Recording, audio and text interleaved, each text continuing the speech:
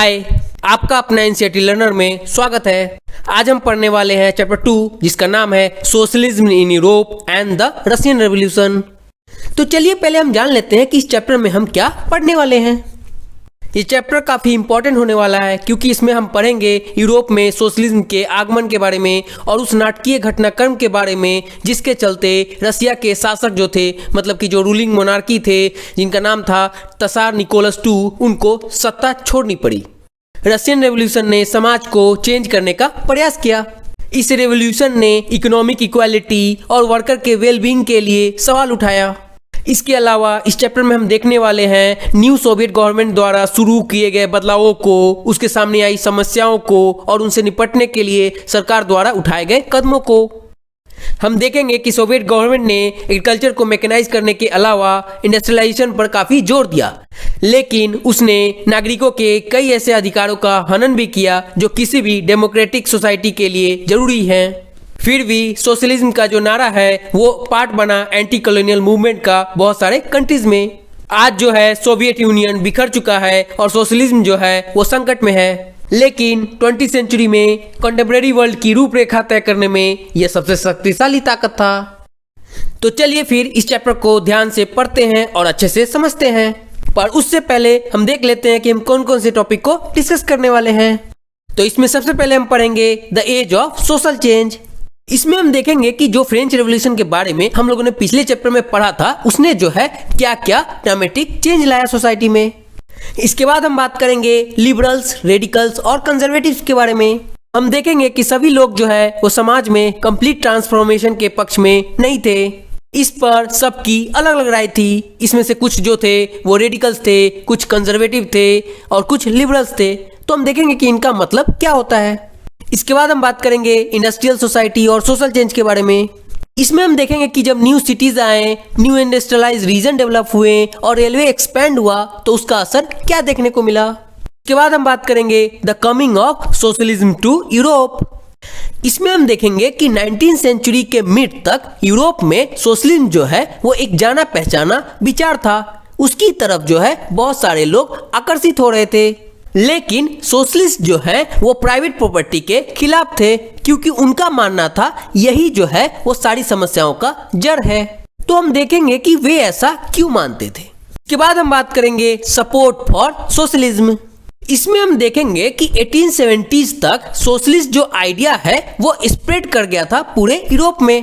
तो हम देखेंगे कि इससे जो है वो वर्कर्स के जीवन पर क्या प्रभाव पड़े। इन सब के बाद हम बात करेंगे द रशियन रेवोल्यूशन के बारे में। इसमें हम देखेंगे कि 1917 की अक्टूबर रेवोल्यूशन के जरिए रसिया की सत्ता पर सोशलिस्ट ने कब्जा कर लिया। तो ऐसा कैसे हुआ, के लिए हम सबसे पहले बात करेंगे द रशियन एम्पायर इन 1914। इसमें हम रशियन एम्पायर के बारे में जानेंगे। इसके बाद हम उसकी इकोनॉमी और सोसाइटी के बारे में जानेंगे। इसके बाद हम सोशलिज्म का रसिया में इफेक्ट देखेंगे और इन सब के चलते हम एक टर्बुलेंट टाइम के बारे में पढ़ेंगे, मतलब उथल पुथल समय के बारे में पढ़ेंगे जब 1905 का रेवोल्यूशन हुआ। इसके बाद हम बात करेंगे फर्स्ट वर्ल्ड वॉर के बारे में और हम देखेंगे कि रसिया जो है वो कैसे जुड़ा हुआ था।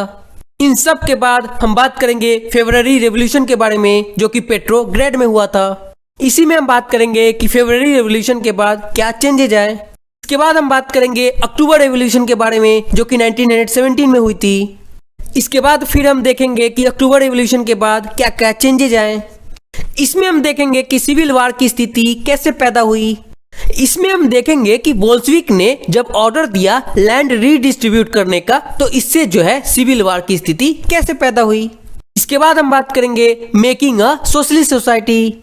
इसमें हम देखेंगे कि सोसाइटी को सोशलिस्ट सोसाइटी बनाने के लिए क्या क्या किया गया। इसके बाद हम बात करेंगे स्टालिनिज्म के बारे में और कलेक्टिवाइजेशन के बारे में।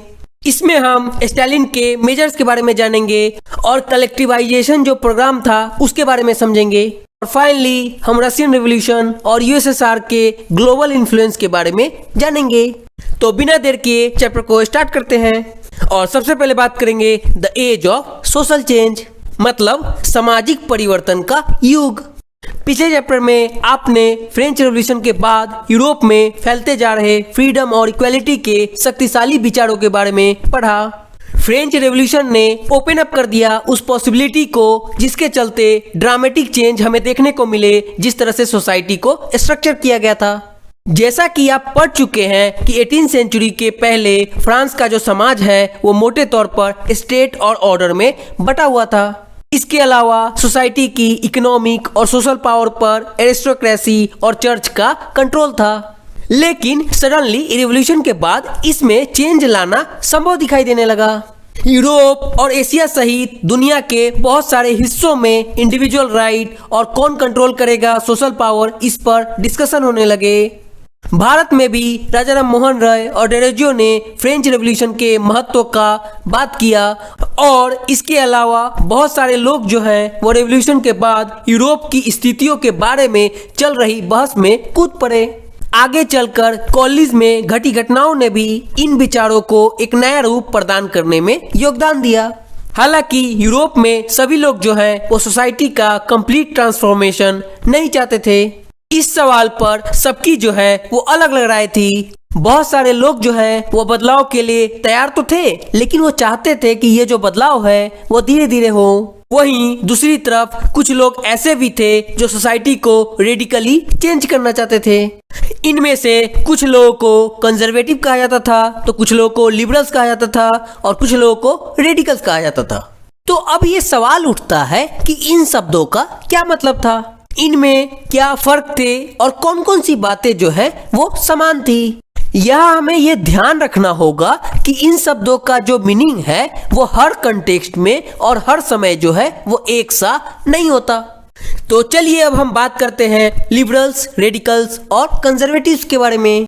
तो सबसे पहले हम बात करेंगे लिबरल्स की। यह वो ग्रुप था जो सोसाइटी में चेंज लाना चाहता था। लिबरल्स जो है वो ऐसा नेशन चाहते थे जिसमें जो है सभी धर्मों को बराबर का सम्मान मिले और जगह मिले। यहाँ हमें ये ध्यान रखना होगा कि उस समय यूरोप के देशों में प्रायः जो है एक ही धर्म को ज्यादा महत्व दिया जाता था।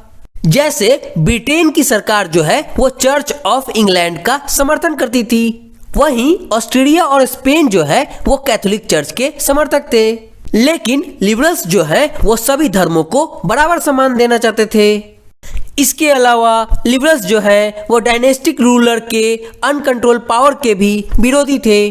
उनका कहना था कि सरकार को किसी के अधिकारों का हनन करने या उन्हें छीनने का अधिकार नहीं दिया जाना चाहिए। ये जो है वो रिप्रेजेंटेटिव पर आधारित इलेक्टेड पार्लियामेंट्री गवर्नमेंट के पक्ष में थे। ये चाहते थे कि वेल ट्रेन जुडिशियरी के अनुसार जो है ये लॉ का पालन करे और ये इंडिपेंडेंट हो रूलर और ऑफिशियल से। हालांकि ये डेमोक्रेट नहीं थे, क्योंकि ये लोग यूनिवर्सल एडल्ट फ्रेंचाइज यानी सभी नागरिकों को वोट देने के अधिकार के पक्ष में नहीं थे। उनका मानना था कि वोट देने का अधिकार केवल उन लोगों को मिलना चाहिए जिनके पास संपत्ति हो। इसके अलावा वो औरतों के वोट देने के अधिकार के पक्ष में भी नहीं थे। इसके कंट्रास्ट में रेडिकल्स जो थे वो ऐसी सरकार के पक्ष में थे जो देश की आबादी के मेजॉरिटी के समर्थन पर आधारित हो। इनमें से बहुत सारे लोग जो हैं वो औरतों के आंदोलन जो कि वोट देने के अधिकार के लिए हो रहे थे उसके भी समर्थक थे। ये जो है वो लिबरल से इस मामले में अलग थे कि ये अपोज करते थे उन प्रिविलेजेस को जो कि ग्रेट लैंड ओनर्स और वेल्दी फैक्ट्री ओनर्स को मिलते थे। ये जो है वो प्राइवेट प्रॉपर्टी के विरोधी नहीं थे, लेकिन केवल कुछ लोगों के पास प्रॉपर्टी के कंसंट्रेशन का विरोध जरूर करते थे। तो आगे बढ़ते हैं और अब हम बात करेंगे कंजर्वेटिव्स की, जो कि रेडिकल्स और लिबरल्स दोनों को अपोज करते थे। फ्रेंच रेवोल्यूशन के बाद हालांकि कंजर्वेटिव्स जो थे वो भी बदलाव की जरूरत को स्वीकार करने लगे थे। पुराने समय में यानी 18वीं सेंचुरी में कंजर्वेटिव्स जो है वो आमतौर पर चेंज ऑफ आइडियाज का विरोध करते थे, लेकिन 19वीं सेंचुरी तक आते आते वे भी मानने लगे थे कि कुछ चेंजेस जो है वो जरूरी है, परंतु वो चाहते थे कि पास्ट का जो है वो रिस्पेक्ट किया जाए, मतलब पास्ट को जो है वो पूरी तरह से न ठुकराया जाए और जो बदलाव है वो स्लो प्रोसेस से आए। फ्रेंच रेवोल्यूशन के बाद पैदा हुई पॉलिटिकल उथल फुथल के दौरान सोसाइटल चेंज पर सेंटर्ड इन विचारों के बीच काफी टकराव हुए। तो आगे बढ़ते हैं और अब हम बात करेंगे इंडस्ट्रियल सोसाइटी की और सोशल चेंज की। ये जो हमने पॉलिटिकल ट्रेंड देखे ये न्यू टाइम के साइन थे। ये दौर सोशल और इकोनॉमिक चेंजेज का था। ये ऐसा समय था जब नए शहर बस रहे थे, न्यू इंडस्ट्रियलाइज रीजन जो है वो डेवलप हो रहे थे, रेलवे एक्सपेंड कर रहा था और इंडस्ट्रियल रेवोल्यूशन हो चुके थे। वहीं इंडस्ट्रियलाइजेशन ने मेन, वुमेन और चिल्ड्रन को फैक्ट्रीज में ला दिया था। फैक्ट्रीज में वर्क आवर जो है वो बहुत ही लंबी होती थी और मजदूरी जो था वो बहुत ही कम थी और रीजन में अनएम्प्लॉयमेंट जो है वो काफी आम बात थी। और जब इंडस्ट्रियल गुड की मांग जो है वो कम हो जाती थी तो बेरोजगारी जो है और बढ़ जाती थी। क्योंकि शहर जो है बहुत ही तेजी से बढ़ रहे थे, इससे क्या हुआ कि हाउसिंग और सैनिटेशन का जो प्रॉब्लम है वो उठने लगी थी। ये जो सारी समस्या खड़ी हो गई थी, इसके लिए लिबरल्स और रेडिकल्स दोनों ही इन समस्याओं का हल खोजने की कोशिश कर रहे थे। उस समय जितनी भी इंडस्ट्रीज थी वो इंडिविजुअल्स की प्रॉपर्टी थी। बहुत सारे रेडिकल्स और लिबरल्स के पास भी काफी संपत्ति थी और इसके यहाँ बहुत सारे लोग नौकरी करते थे। उन्होंने ट्रेड के जरिए धन दौलत इकट्ठा की थी, इसलिए वो चाहते थे कि इस तरह के जो प्रयास हैं उसको ज्यादा से ज्यादा बढ़ावा दिया जाए। उन्हें लगता था कि अगर मजदूर जो है वो हेल्दी हो और नागरिक जो है वो पढ़े लिखे हो तो इस व्यवस्था का भरपूर लाभ लिया जा सकता है। ये लोग बाय बर्थ जो प्रिविलेजेस मिलते थे उसके विरुद्ध थे। वे इंडिविजुअल एफर्ट, लेबर और इंटरप्राइज में विश्वास रखते थे। उनकी मान्यता थी कि यदि हरेक को अपना जो है स्वतंत्रता दी जाए, गरीबों को रोजगार मिले और जिनके पास कैपिटल है उन्हें बिना रोक टोक के काम करने का मौका दिया जाए तो समाज की तरक्की हो सकती है। इसी कारण हम देखते हैं कि 19वीं सेंचुरी की शुरुआती दशकों में समाज परिवर्तन की चाह रखने वाले बहुत सारे जो मेन और वुमेन थे वे लिबरल और रेडिकल जो ग्रुप और पार्टीज थी उसके इर्द गिर्द घूमते रहे। वहीं यूरोप में 1815 में हम देखते हैं कि जिस तरह की सरकारें बनी उनसे छुटकारा पाने के लिए कुछ नेशनलिस्ट, लिबरल्स और रेडिकल्स जो हैं वो रिवॉल्यूशन के पक्ष में थे। फ्रांस, इटली, जर्मनी और रसिया में ऐसे लोग जो हैं वो रिवॉल्यूशनरी हो गए, मतलब क्रांतिकारी हो गए और राजाओं के तख्ता पलट का प्रयास करने लगे। नेशनलिस्ट बात करने लगे ऐसे रिवॉल्यूशन की जो कि क्रिएट करेगा ऐसा नेशन जहां पे सारे सिटीजन को इक्वल राइट मिलेगा। 1815 के बाद इटली के नेशनलिस्ट गिसेप्पे मैजीनी ने यही लक्ष्य प्राप्त करने के लिए अपने समर्थकों के साथ मिलकर राजा के खिलाफ साजिश रची थी। भारत सहित दुनिया भर के नेशनलिस्ट जो हैं उसकी राइटिंग को पढ़ते थे। तो आगे बढ़ते हैं और अब हम बात करेंगे the coming of socialism to Europe. अगर हम सोशलिज्म की इंपॉर्टेंस की बात करें तो one of the most far reaching जो विजन था कि सोसाइटी कैसी स्ट्रक्चर होनी चाहिए, ये जो है वो सोशलिज्म की ही थी। और 19वीं सेंचुरी के मिड तक हम देखते हैं कि यूरोप में सोशलिज्म जो है एक जाना माना विचार था। उसकी तरफ जो है बहुत सारे लोगों का ध्यान जो है वो आकर्षित हो रहा था। अगर हम सोशलिस्ट की बात करें तो ये जो है वो प्राइवेट प्रॉपर्टी के खिलाफ थे और वे जो है वो सारी समस्याओं की जड़ जो है इसे मानते थे। तो ये सवाल उठता है कि वे ऐसा क्यों मानते थे? तो वे ऐसा इसलिए मानते थे क्योंकि बहुत सारे लोग के पास जो है वो संपत्ति होती है जिससे वे दूसरे को रोजगार भी देते हैं। लेकिन समस्या ये है कि जिनके पास भी ये संपत्ति होती है वे सिर्फ अपने फायदे से ही मतलब रखते हैं और वे उनके बारे में नहीं सोचते जो उनकी संपत्ति को प्रोडक्टिव बनाते हैं, ऐसा उनका मानना था। इसलिए वे सोचते थे कि अगर संपत्ति पर किसी एक व्यक्ति के बजाय पूरे सोसाइटी का कंट्रोल हो तो सभी लोगों के हितों पर ज्यादा अच्छी तरीके से ध्यान दिया जा सकता है। सोशलिस्ट जो है इसी तरह का बदलाव चाहते थे और इसके लिए उन्होंने बड़े पैमाने पर अभियान चलाया।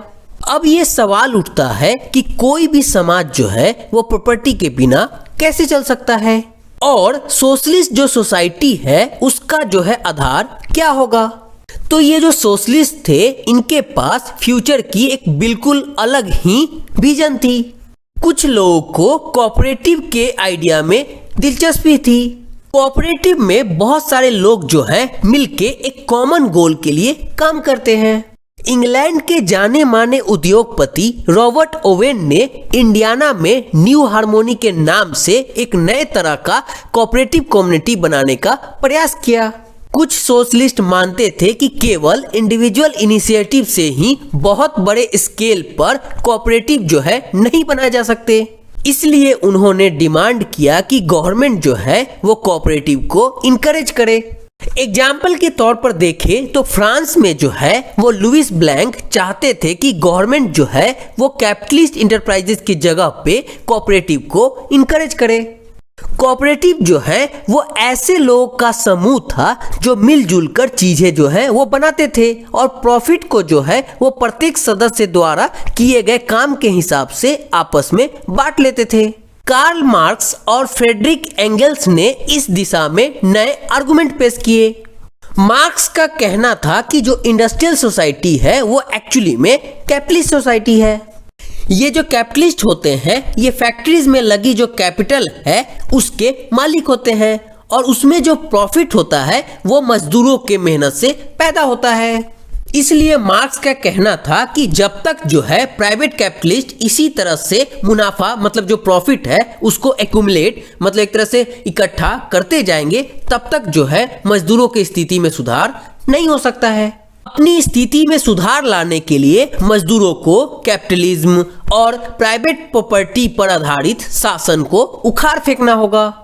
मार्क्स का विश्वास था कि अगर वर्कर्स को कैपिटलिस्ट के एक्सप्लॉयटेशन से फ्री होना है तो उसे जो है ऐसे सोशलिस्ट सोसाइटी का कंस्ट्रक्शन करना पड़ेगा जहां पर जितनी भी प्रॉपर्टी है वो सोसाइटी द्वारा कंट्रोल किया जाए।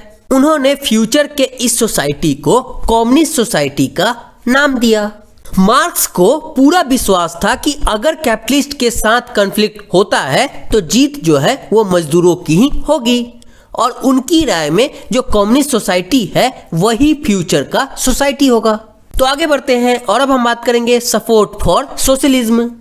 तो चलिए देखते हैं कि सोशलिज्म के लिए जो सपोर्ट बढ़ रहे थे उसके जो है क्या नतीजे सामने आए। तो 1870 तक आते आते सोशलिस्ट जो आइडियाज है वो पूरे यूरोप में फैल चुके थे और अपने एफर्ट्स को कोऑर्डिनेट करने के लिए सोशलिस्ट ने एक इंटरनेशनल बॉडी बना ली जिसका नाम था सेकेंड इंटरनेशनल। वहीं इंग्लैंड और जर्मनी के वर्कर्स जो हैं वो एसोसिएशन बनाने लगे ताकि वे फाइट कर सके बेटर लिविंग और वर्किंग कंडीशन के लिए। संकट के समय अपने मेंबर्स को मदद पहुंचाने के लिए फंड सेटअप किए गए और इसके अलावा वर्किंग आवर में कमी लाने और राइट टू वोट के लिए आवाज उठाना शुरू कर दिया। जर्मनी में सोशल डेमोक्रेटिक पार्टी के साथ इन एसोसिएशन के काफी गहरे रिश्ते थे और पार्लियामेंट्री सीट के लिए वे पार्टी की मदद भी करते थे। 1905 तक आते आते ब्रिटेन के सोशलिस्ट और ट्रेड यूनियन आंदोलनकारियों ने लेबर पार्टी के नाम से अपनी एक अलग पार्टी बना ली। इसके अलावा फ्रांस में भी सोशलिस्ट पार्टी के नाम से ऐसी ही एक पार्टी का गठन किया गया। हालांकि 1914 तक यूरोप में सोशलिस्ट जो है वो कहीं भी सरकार बनाने में कामयाब नहीं हो पाए। पार्लियामेंट्री पॉलिटिक्स में तो उनके जो प्रतिनिधि थे मतलब रिप्रेजेंटेटिव थे वो बड़ी संख्या में जीतते रहे। उन्होंने कानून बनाने में अहम भूमिका निभाई लेकिन गवर्नमेंट्स में कंजर्वेटिव, लिबरल्स और रेडिकल्स का ही दबदबा रहा। तो आगे बढ़ने से पहले इस पेंटिंग को देखिए। इसमें मार्च और मई 1871 के बीच हुए अपराइजिंग को दर्शाया गया है। ये ऐसा दौर था जब पेरिस की टाउन काउंसिल पर मजदूरों, आम लोगों, प्रोफेशनल और पॉलिटिकल एक्टिविस्ट को लेकर बनाई गई पीपुल्स गवर्नमेंट ने कब्जा कर लिया था। यह उथल पुथल फ्रेंच गवर्नमेंट की नीतियों मतलब पॉलिसीज के प्रति बढ़ते असंतोष के कारण पैदा हुई थी। हालांकि इसको अंततः गवर्नमेंट ट्रूप्स ने कुचल डाला लेकिन दुनिया भर के सोशलिस्ट ने सोशलिस्ट रेवोल्यूशन की शुरुआत के रूप में इसका जमकर जश्न मनाया। पेरिस कम्यून को दो और चीजों की वजह से आज भी याद रखा जाता है। पहला, मजदूरों के लाल झंडे का उदय इसी घटना से हुआ था। रिवॉल्यूशनरीज ने अपने लिए यही झंडा पेरिस में चुना था। और दूसरी वजह थी मार्सिले के लिए जो कि ओरिजिनली लिखा गया था एज अ वार सॉन्ग 1792 में और ये सिंबल बन गया कम्यून और स्ट्रगल फॉर लिबर्टी के लिए। तो आगे बढ़ते हैं और अब हम बात करेंगे द रशियन रेवोल्यूशन के बारे में। यूरोप के सबसे पिछड़े इंडस्ट्रियलाइज्ड स्टेट में से एक रसिया में जो है यह सिचुएशन उलट गया।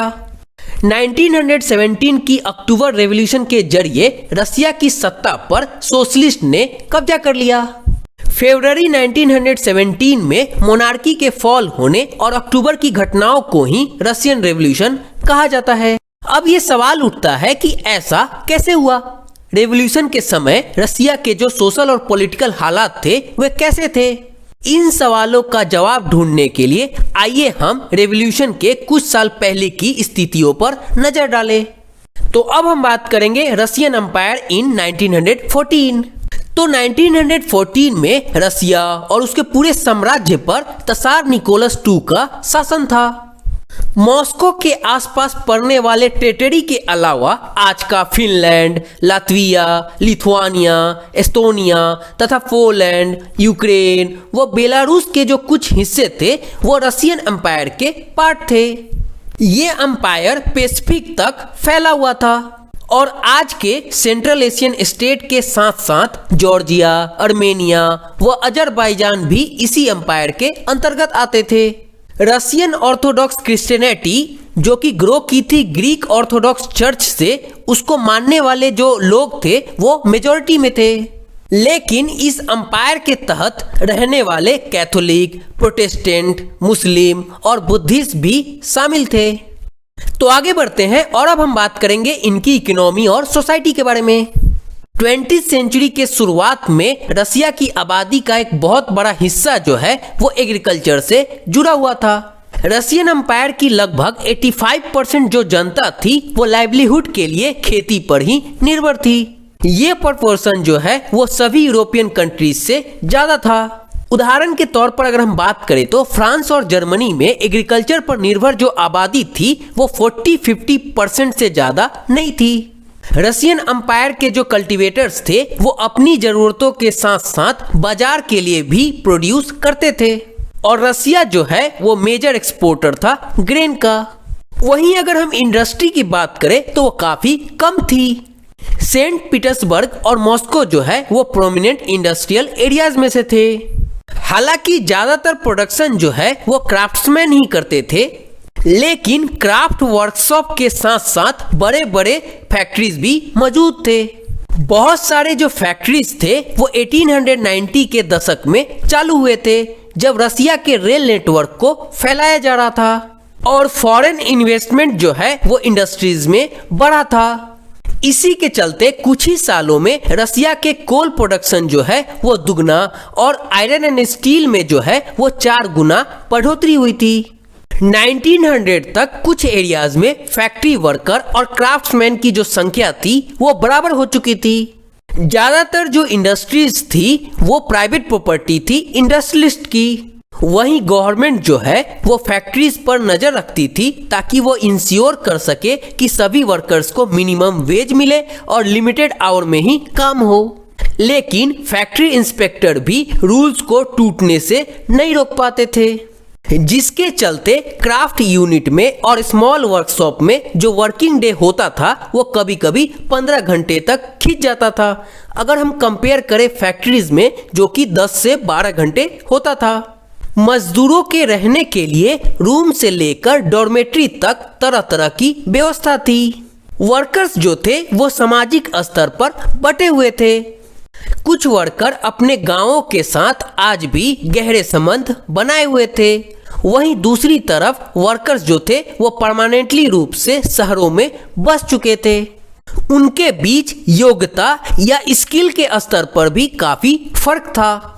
वहीं अगर हम औरतों की बात करें तो 1914 में फैक्ट्री लेबर में उनकी जो संख्या थी वो 31% थी, लेकिन उन्हें जो है वो मेन के कंपैरिजन में कम वेतन मिलते थे। मेन की वेतन के मुकाबले मतलब कि वेज के मुकाबले जो है उन्हें आधे से 3/4 तक मिलते थे। वर्कर्स के बीच जो मौजूदा फासला था वो उनके ड्रेस और मैनर्स में भी साफ साफ दिखाई देता था। हालांकि कुछ वर्कर्स ने अनएम्प्लॉयमेंट या इकोनॉमिक संकट के समय एक दूसरे की मदद करने के लिए एसोसिएशन बना लिए थे, लेकिन ऐसे जो एसोसिएशन थे वे बहुत ही कम थे। इन डिवीजन के बावजूद जब किसी को नौकरी से निकाल दिया जाता था या उनके मालिकों से कोई शिकायत होती थी तो मजदूर जो है वो एकजुट होकर हड़ताल भी कर देते थे। 1896 से लेके 1897 के बीच टेक्सटाइल इंडस्ट्री में और 1902 में मेटल इंडस्ट्री में ऐसी हड़तालें जो है वो काफी बड़ी संख्या में आयोजित की गई। अगर हम कंट्री साइड की बात करें तो ज्यादातर जमीन पर जो है वो पीजेंट्स खेती करते थे, लेकिन लार्ज प्रॉपर्टी पर जो है वो नोबिलिटी, क्राउन और ऑर्थोडॉक्स चर्च का कब्जा था। वर्कर्स की तरह किसान मतलब पीजेंट्स भी बटे हुए थे। ये जो पीजेंट्स थे ये डीपली रिलीजियस भी थे। अगर कुछ केस को छोड़ दिया जाए तो वे नोबिलिटी का बिल्कुल रिस्पेक्ट नहीं करते थे। नोबल्स को जो पावर और पोजीशन मिली हुई थी वो जो है तसार को सर्विस देने के कारण मिली थी, ना कि लोकल पॉपुलैरिटी के कारण। यहाँ की जो स्थिति थी वो फ्रांस जैसी नहीं थी, जहां पर फ्रेंच रेवोल्यूशन के दौरान ब्रिटेनी के पीजेंट्स न केवल नोबल्स का सम्मान करते थे बल्कि उन्होंने नोबल्स को बचाने के लिए बाकायदा लड़ाइयां भी लड़ी।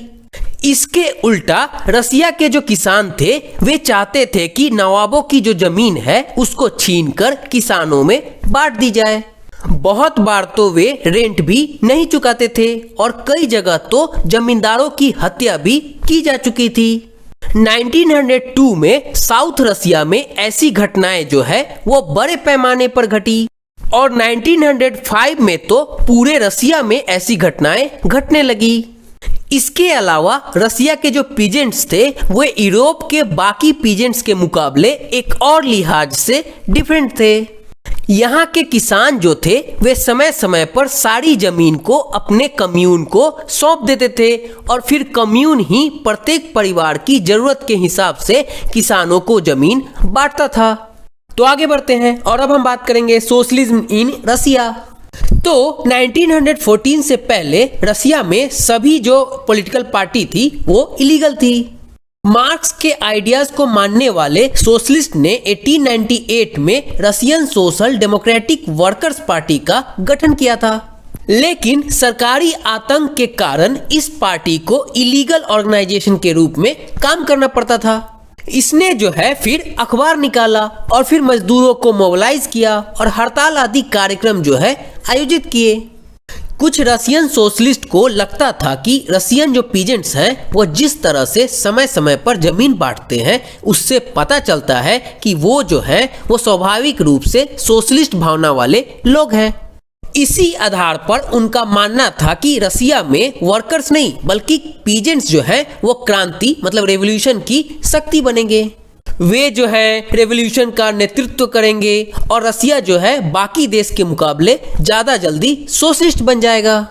19वीं सेंचुरी के आखिर में रसिया के ग्रामीण इलाकों में सोशलिस्ट जो है वो काफी सक्रिय थे।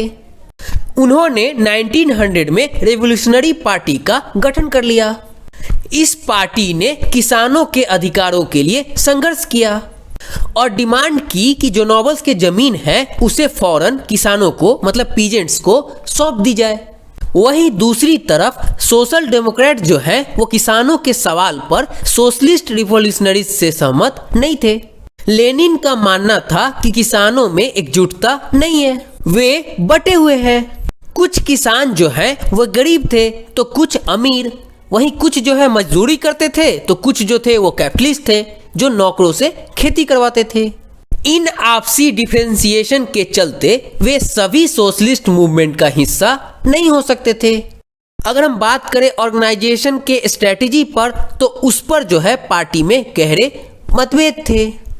व्लादिमीर लेनिन जो कि बोल्शेविक खेमे के लीडर थे, वे सोचते थे कि तसार जैसे राजा के राज में पार्टी को डिसिप्लिन्ड होना चाहिए और अपने मेंबर्स की नंबर और क्वालिटी पर उसका पूरा कंट्रोल होना चाहिए। वहीं अगर हम दूसरा खेमा की बात करें तो वो था मेंशेविक, जो मानता था कि पार्टी जो है वो सभी के लिए खुली होनी चाहिए। तो आगे बढ़ते हैं और अब हम बात करेंगे अ टर्बुलेंट टाइम द 1905 रेवोल्यूशन। मतलब हम बात करने वाले हैं उथल पुथल समय का, मतलब 1905 की क्रांति के समय का। तो हम जानते ही हैं कि रसिया जो है एक ऑटोक्रेसी था, मतलब एक ऐसा शासन था जिसमें एक व्यक्ति के पास बहुत ज्यादा शक्ति या सत्ता थी। अदर यूरोपियन रूलर्स के कंपैरिजन में 20वीं सेंचुरी की शुरुआत में भी तसार जो है वो पार्लियामेंट के अधीन नहीं था। लिबरल्स ने इस स्थिति को खत्म करने के लिए बड़े पैमाने पर मुहिम चलाई। 1905 की क्रांति के दौरान उन्होंने कॉन्स्टिट्यूशन की रचना के लिए सोशल डेमोक्रेट और सोशलिस्ट रिवॉल्यूशनरीज को साथ लेकर किसानों और मजदूरों के बीच काफी काम किया। रशियन एम्पायर के तहत उन्हें नेशनलिस्ट का सपोर्ट मिला, जैसे कि पोलैंड में, और इस्लाम के मॉडर्नाइजेशन के जो समर्थक थे, जो कि जदीदियों थे, उनका भी समर्थन मिला। वहीं दूसरी तरफ रशियन वर्कर के लिए 1904 का जो साल था वो बहुत ही बुरा रहा। जरूरी चीजों की कीमतें जो है वो इतनी तेजी से बढ़ी कि रियल वेजेज में 20% का गिरावट आ गया। रियल वेज जो है वो रिफ्लेक्ट करता है कि किसी व्यक्ति के जो वेतन है, मतलब वेज जो है, उससे जो है वो वास्तव में कितनी चीजें खरीद सकता है। उसी समय मेंबरशिप जो है वर्कर्स का एसोसिएशन में वो बहुत ही तेजी से बढ़ा। जब 1904 में ही गठित की गई असेंबली ऑफ रशियन वर्कर्स के 4 सदस्य को प्यूतिलोव आयरन वर्क्स में उनकी नौकरी से हटा दिया गया, तो मजदूरों ने आंदोलन छेड़ने का ऐलान कर दिया।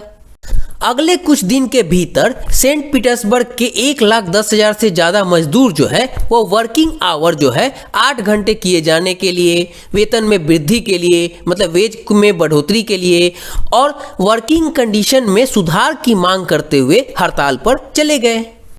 इसी दौरान जब फादर गैपोन के नेतृत्व में मजदूरों का एक जुलूस जो है वो विंटर पैलेस के सामने पहुंचा, तो पुलिस और कॉसेक्स ने मजदूरों पर हमला बोल दिया।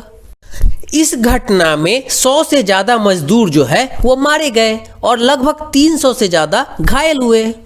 इतिहास में इस घटना को ब्लडी संडे के नाम से याद किया जाता है, और 1905 की जो रिवॉल्यूशन थी वो इसी घटना से शुरू हुई थी। इसके बाद सारे देश में स्ट्राइक होने लगी। जब सिविल लिबर्टीज के न होने का विरोध करते हुए स्टूडेंट्स जो है अपनी क्लासेस का बहिष्कार करने लगे, तो यूनिवर्सिटीज को भी बंद कर दिया गया। इसके बाद लॉयर्स, डॉक्टर्स, इंजीनियर्स और अन्य मिडिल क्लास जो वर्कर्स थे, उन्होंने कॉन्स्टिट्यूएंट असेंबली के गठन की मांग करते हुए यूनियन ऑफ यूनियंस की स्थापना कर दी। फाइनली हम देखते हैं कि 1905 रेवोल्यूशन के दौरान तसार ने जो है वो अलाउ कर दिया कि इलेक्टेड कंसल्टेटिव जो पार्लियामेंट है या डूमा जो है उसको क्रिएट किया जाए। रेवोल्यूशन के दौरान कुछ दिन तक फैक्ट्री वर्कर की बहुत सारी जो ट्रेड यूनियंस थी और फैक्ट्री कमिटियां थी वो भी अस्तित्व में रहीं। लेकिन 1905 के बाद हम देखते हैं कि मोस्ट ऑफ द जो कमिटी और यूनियंस थे वो जो है अनऑफिशियली काम करने लगी, क्योंकि उन्हें जो है इलीगल डिक्लेयर कर दिया गया था। पॉलिटिकल एक्टिविटीज पर भारी पाबंदियां लगा दी गई थी।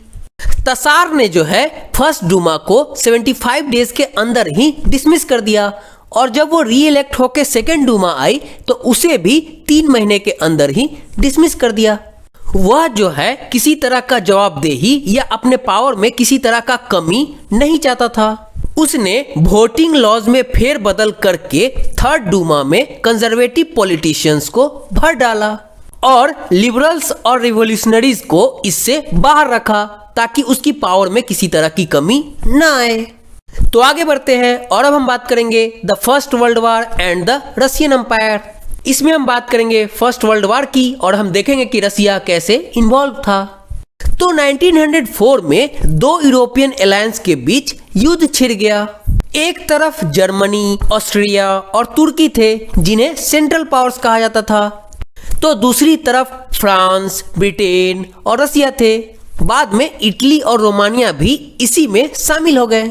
चूंकि इन सभी देशों के पास ग्लोबल एम्पायर थे, इसलिए यूरोप के साथ साथ यह युद्ध यूरोप के बाहर भी फैल गया था।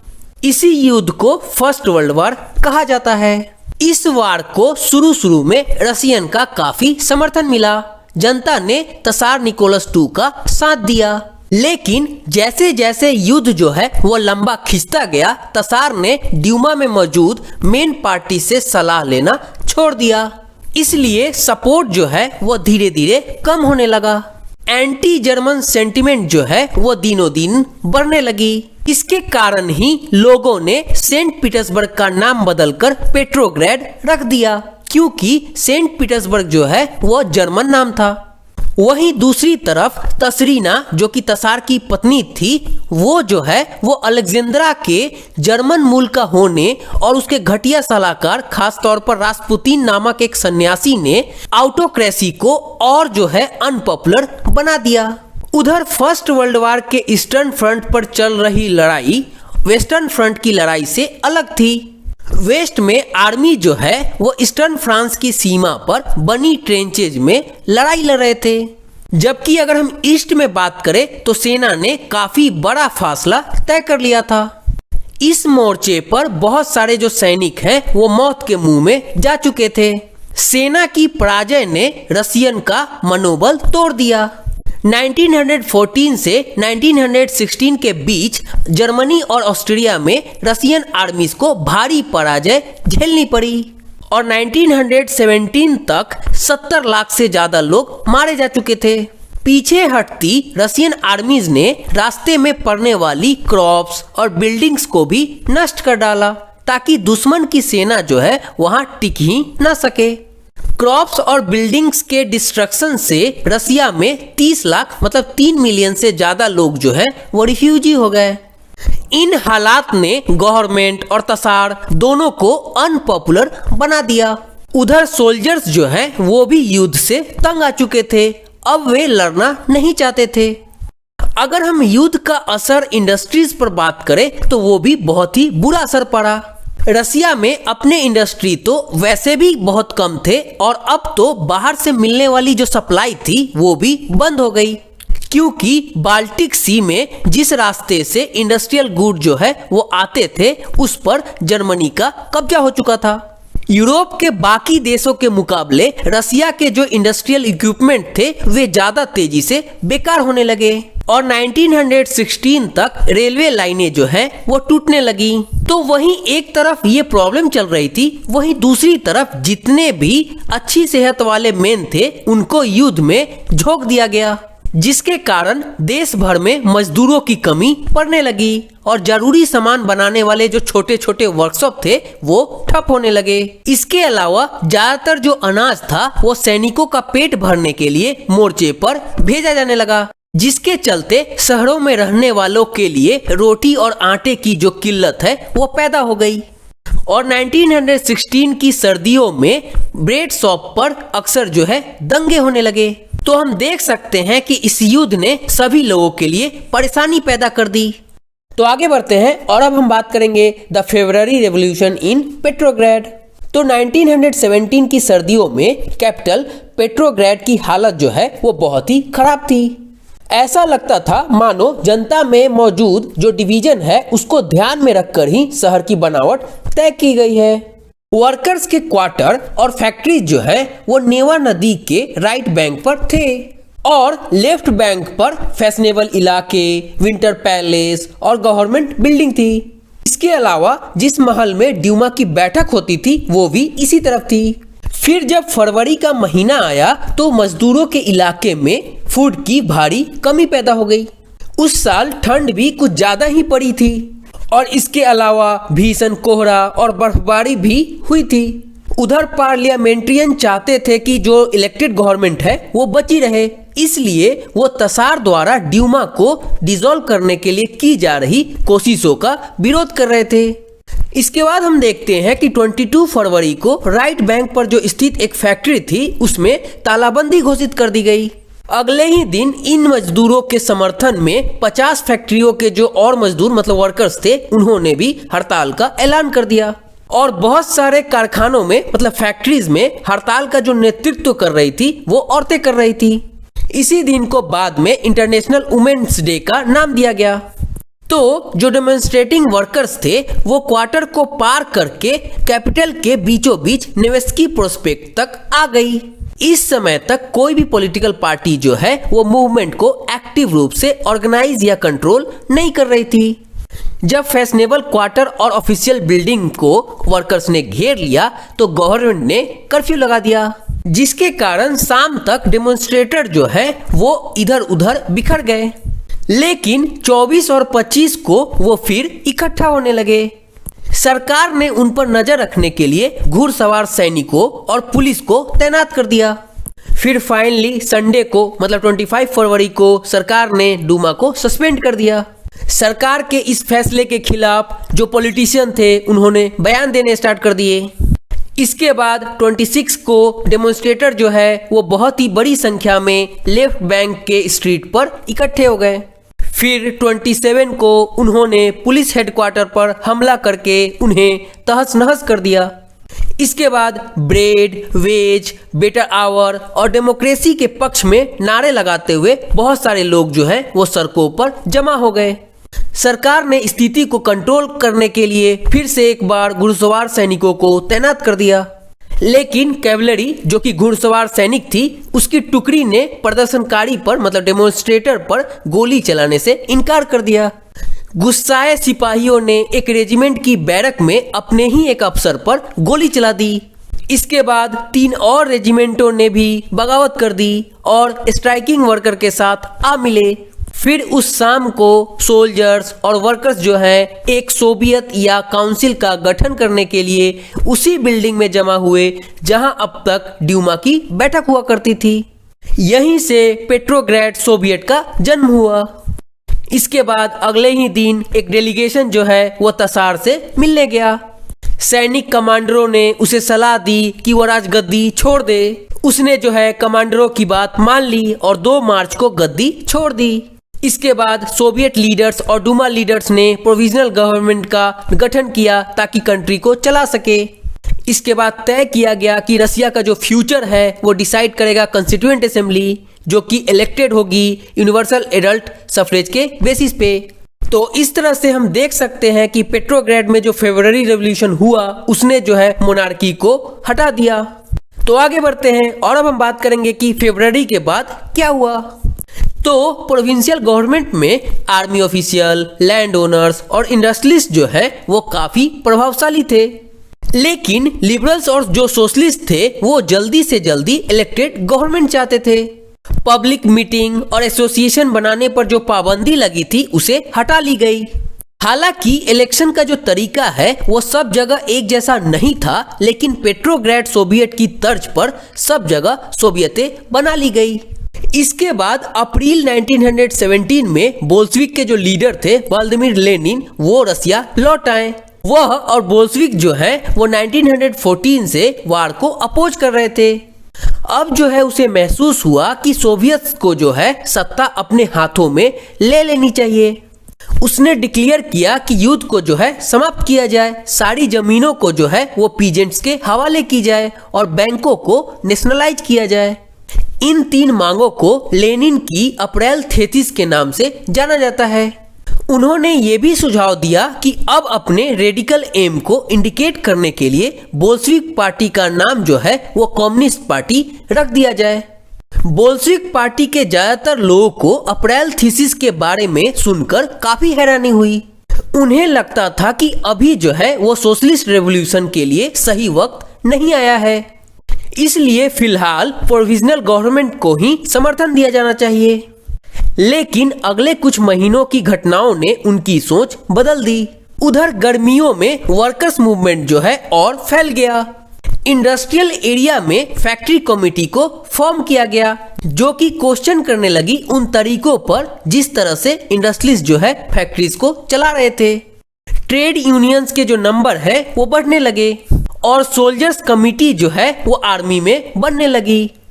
इसके बाद जून में लगभग 500 सोवियत्स ने ऑल रशियन कांग्रेस ऑफ सोवियत्स में रिप्रेजेंटेटिव भेजे।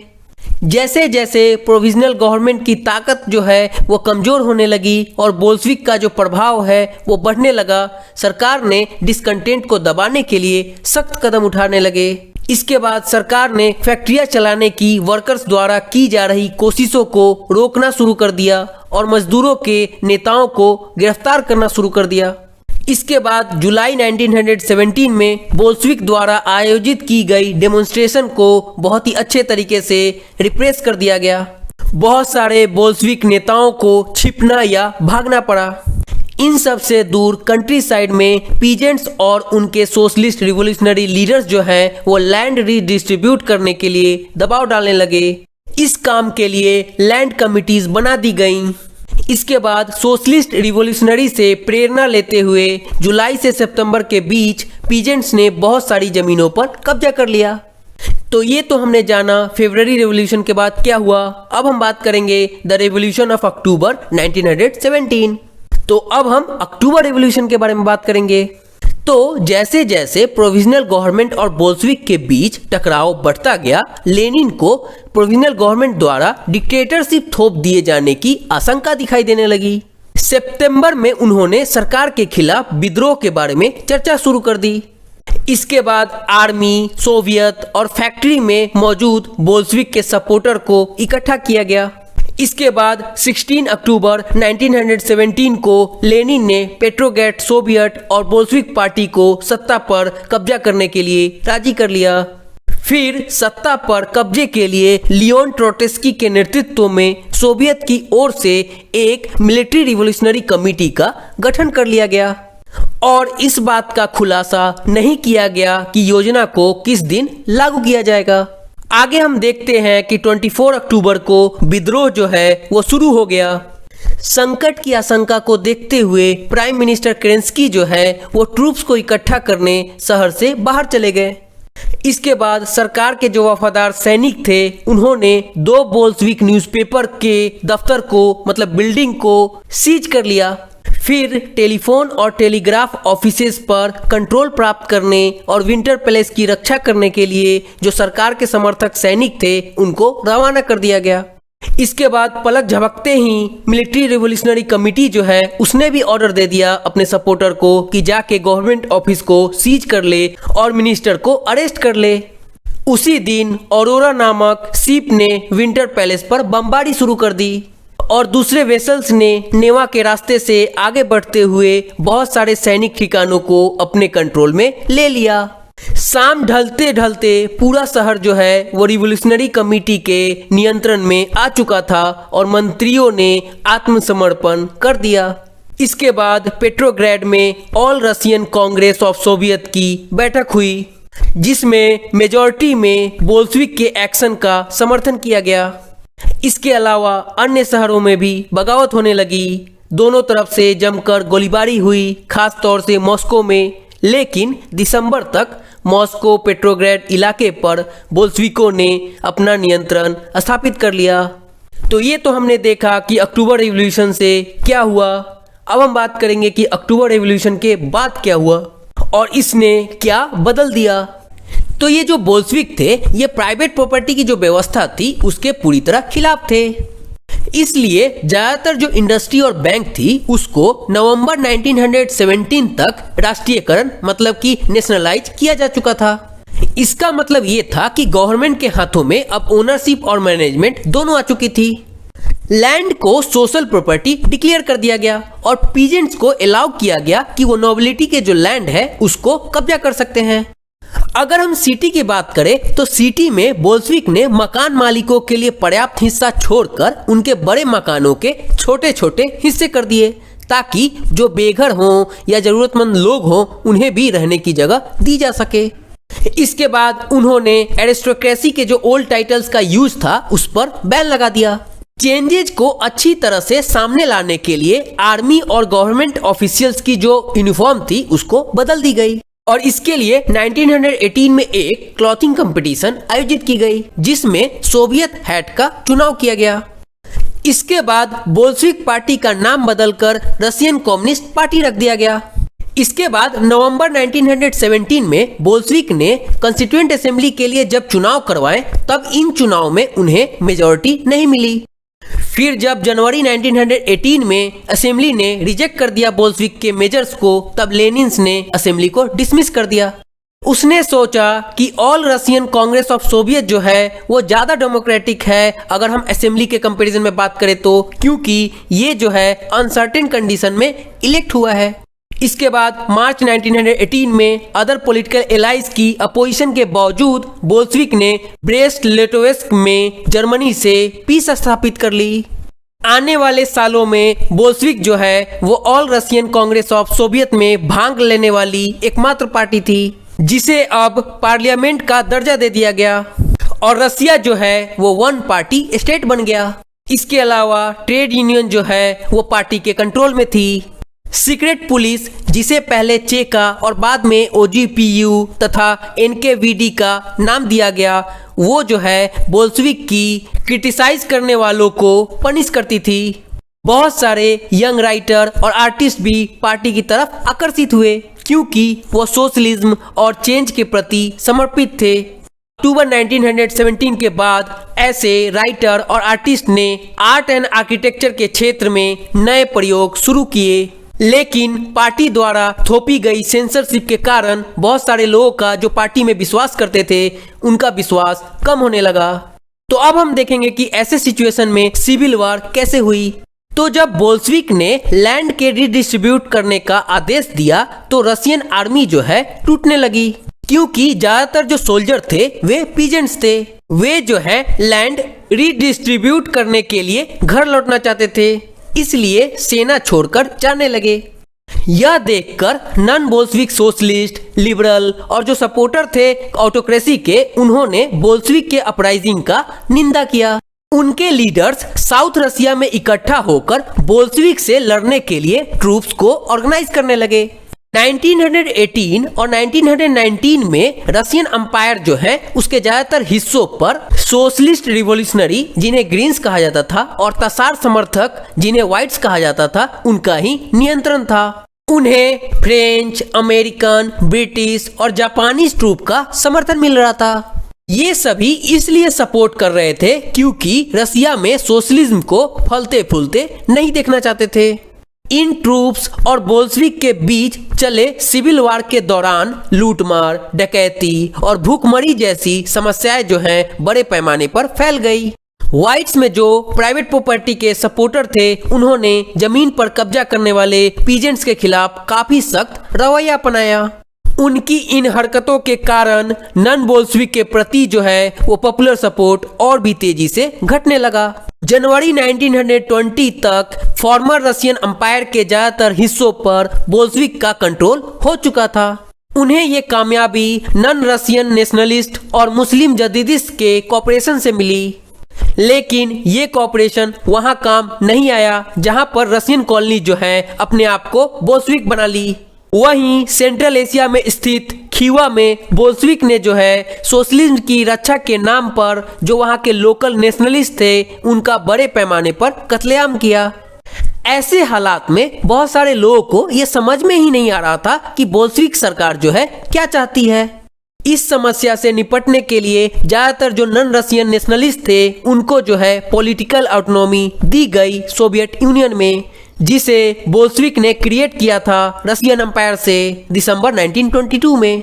लेकिन क्योंकि बोल्शेविक ने स्थानीय जो सरकार थी मतलब लोकल गवर्नमेंट पर कई तरह के अनपॉपुलर पॉलिसीज थोप दी थी, जैसे कि नोमैडिज्म की रोकथाम की कड़ी कोशिशें करना, इसलिए बहुत सारे जो नेशनलिस्ट थे उनका विश्वास जीतने का जो उसका प्रयास था वो पार्टली ही सक्सेसफुल हो पाया। नोमैडिज्म जो है वो एक तरह का लाइफ स्टाइल है उन लोगों का जो एक जगह पर नहीं टिके रहते हैं, बल्कि अपनी लाइवलीहुड की खोज में एक जगह से दूसरी जगह आते जाते रहते हैं। तो आगे बढ़ते हैं और अब हम बात करेंगे मेकिंग अ सोशलिस्ट सोसाइटी। इसमें हम देखेंगे कि सोशलिस्ट सोसाइटी में क्या क्या हुआ। तो सिविल वॉर के दौरान बोल्शेविक ने इंडस्ट्री और बैंकों के नेशनलाइजेशन को जारी रखा। उन्होंने पीजेंट्स को उस जमीन पर खेती की छूट दे दी जिसका जो है सोशलाइजेशन किया जा चुका था।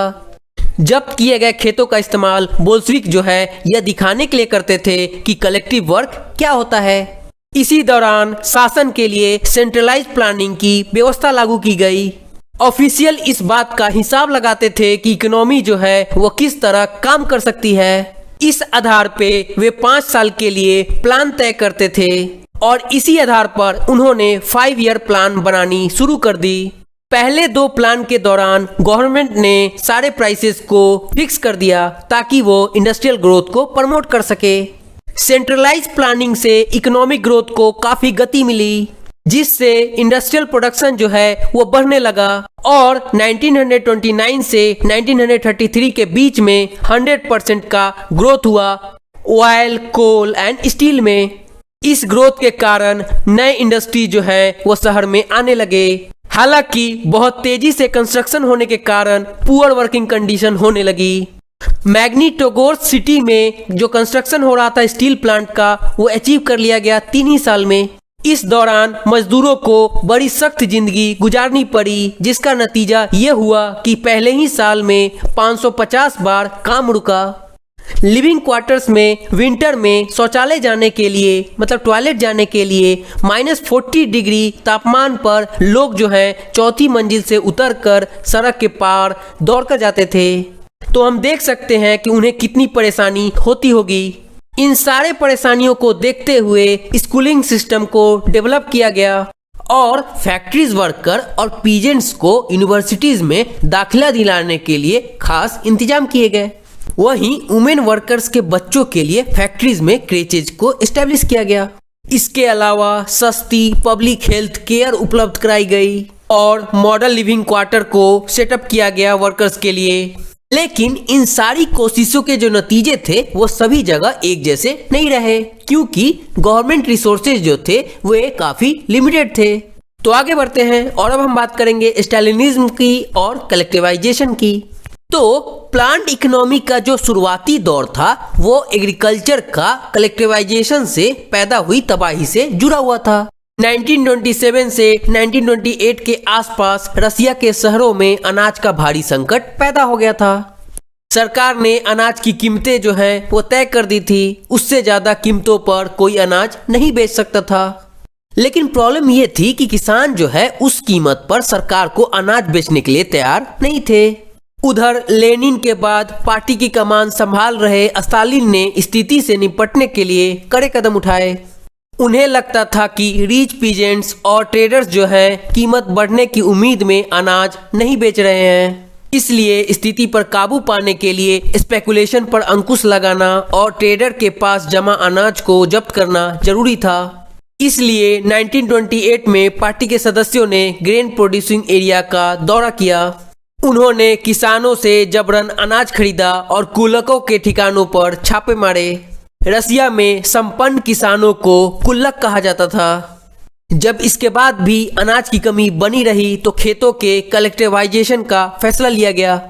इस फैसले के पक्ष में यह तर्क दिया गया कि अनाज की कमी इसलिए है क्योंकि खेत जो हैं वो बहुत ही छोटे छोटे हैं। 1917 के बाद जब जमीन किसानों को सौंप दी गई थी तब उस समय ज्यादातर किसानों के पास छोटे छोटे खेत थे जिनका जो मॉडर्नाइजेशन नहीं किया जा सकता था। इसलिए मॉडर्न फार्म विकसित करने और उन पर मशीनों की सहायता से इंडस्ट्रियल खेती करने के लिए कुल्लकों का सफाया करना, किसानों से जमीन छीनना और स्टेट कंट्रोल लार्ज फार्म को एस्टेब्लिश करना जरूरी माना गया। इसी के बाद स्टालिन का कलेक्टिवाइजेशन जो प्रोग्राम था वो शुरू हुआ। 1929 से पार्टी ने सभी पीजेंट्स को कलेक्टिव फार्म में काम करने का आदेश जारी कर दिया।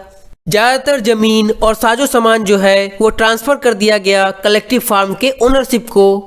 सभी किसान कलेक्टिव फार्म पर काम करते थे और कोलखोज के मुनाफे को सभी किसानों के बीच बांट दिया जाता था।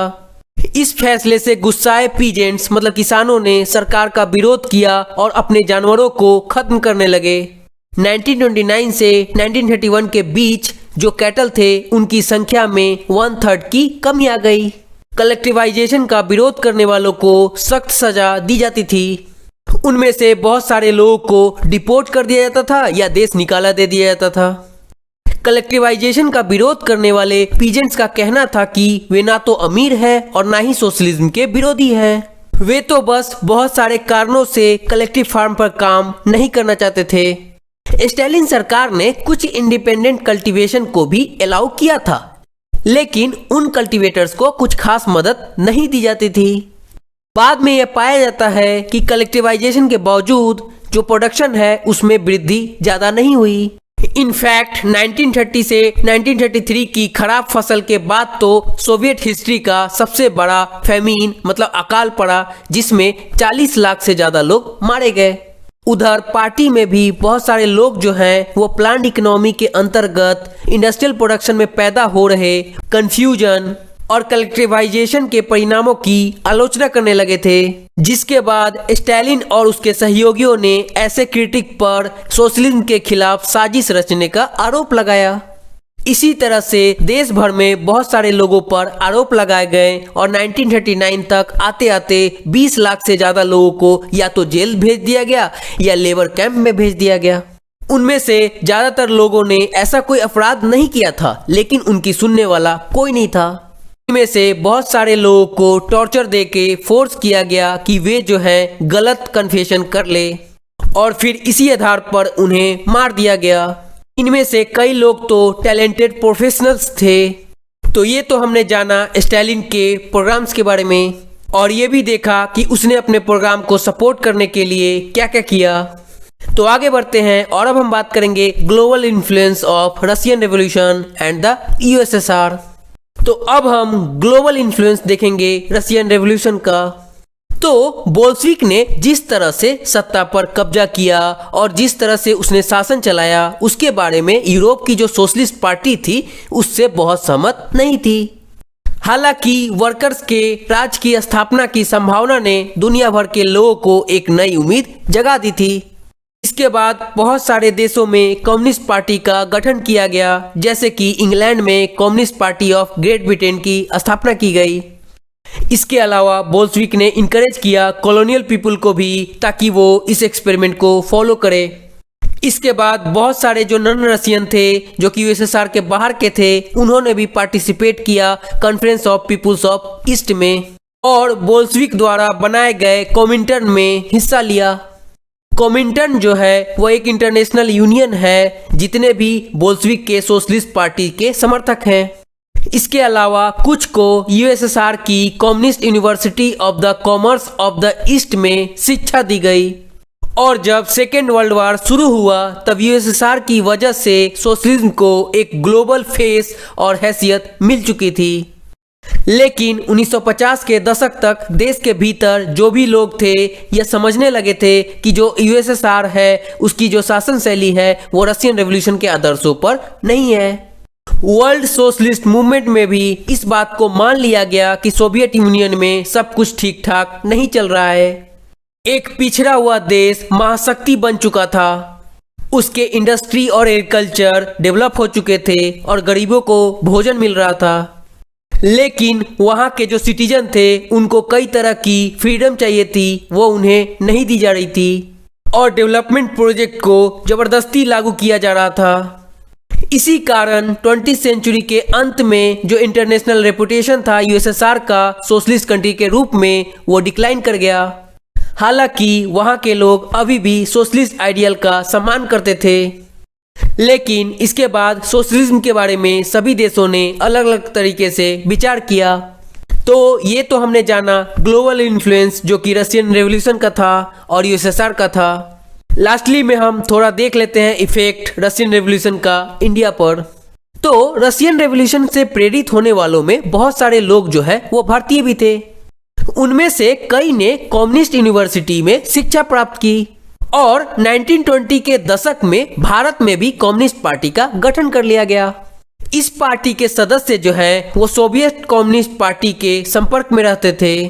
कई इंपॉर्टेंट पॉलिटिकल और कल्चरल फिगर ने सोवियत एक्सपेरिमेंट में दिलचस्पी ली और वहां का दौरा किया। रसिया जाने वाले भारतीयों में जवाहरलाल नेहरू और रविन्द्रनाथ टैगोर भी थे, जिन्होंने सोवियत सोशलिज्म के बारे में लिखा भी। इंडियन राइटिंग में सोवियत रसिया की अलग अलग इंप्रेशन दिखाई देती है। हिंदी में आर.एस. अवस्थी ने 1920 से 1921 के बीच में Russian revolution, Lenin, his life and his thought and बाद में रेड रेवोल्यूशन लिखा। उनके अलावा एस.डी. विद्यालंकर ने द रिबर्थ ऑफ रसिया और the Soviet state of Russia नामक पुस्तकें लिखी। इन सब्जेक्ट पर बंगाली, मराठी, मलयालम, तमिल और तेलुगु में भी बहुत कुछ लिखा गया है। तो इसके साथ ही ये चैप्टर कंप्लीट होता है।